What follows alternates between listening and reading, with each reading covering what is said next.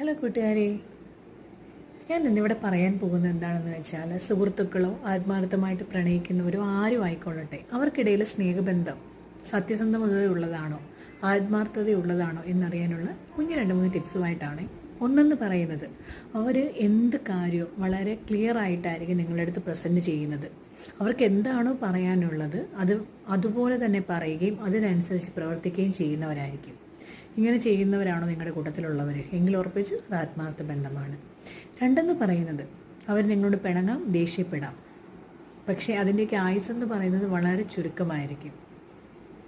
എങ്ങനെയാണോ അവർ നിങ്ങളുടെ അടുത്തുണ്ടായിരുന്നത് അതേപോലെ തന്നെ വളരെ പെട്ടെന്ന് പിണങ്ങിയാലും ദേഷ്യപ്പെട്ടാലും ഒക്കെ തന്നെ വളരെ പെട്ടെന്ന് തിരിച്ചു വരുന്നുണ്ടോ?